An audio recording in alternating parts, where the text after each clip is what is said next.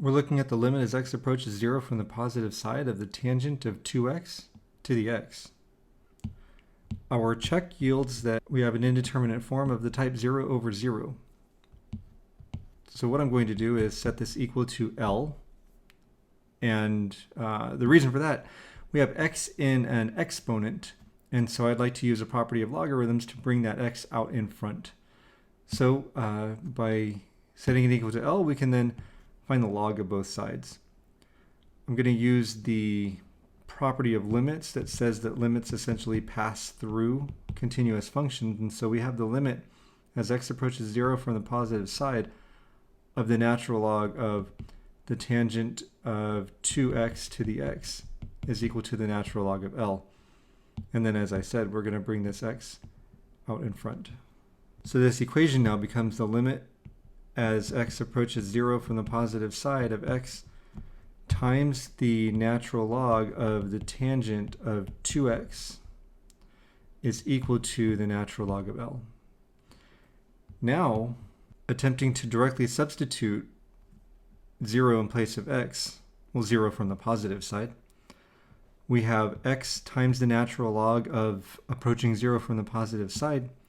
And so we have 0 times negative infinity, which is, again, an indeterminate form.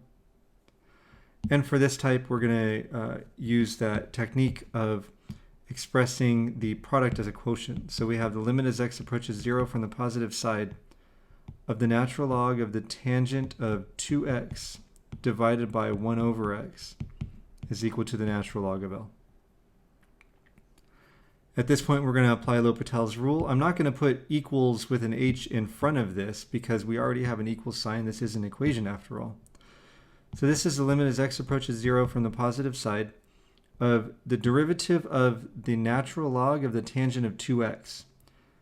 So we have 1 over the argument. So in a denominator, we're going to have the tangent of 2x times the derivative of the inside function. The derivative of the tangent function is the secant squared, and in this case it'll be holding 2x, times the derivative of the inner function.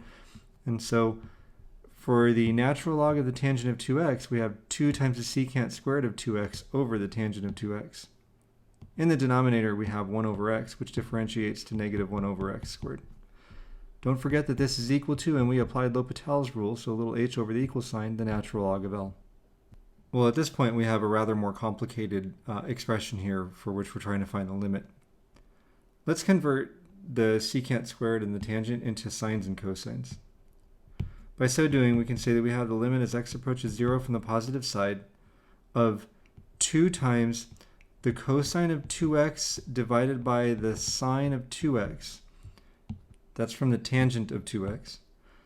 And then from the secant squared of 2x, we can express this as 1 over the cosine squared of 2x.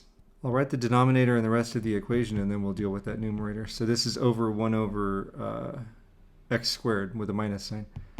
And it is equal to, oh, we didn't apply L'Hopital's rule this time, the natural log of L. Well, one factor of cosine of 2x is going to divide out. And this minus sign here I'm going to pull out in front of our entire limit. So this is the negative limit as x approaches 0 from the positive side. And now I'm going to do something a little bit different. I'm going to take the 1 over x squared in the denominator, multiply it by its reciprocal. And so we have 2x squared times the cosine, oh, no, we divided that out. 2x squared, divided by the sine of 2x times the cosine of 2x is equal to the natural log of L. I'm now going to split up the factors in the numerator. So we have the negative limit as x approaches 0 of 2x divided by the sine of 2x. And you say, what happened to the other x? Well, it's right over here.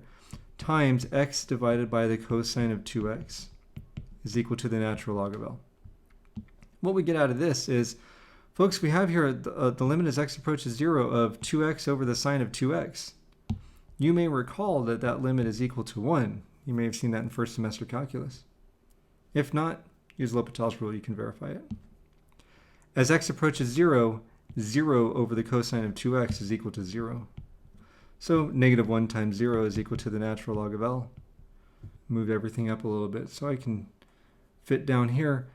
That means that e to the 0 is equal to L, which means that L is equal to 1.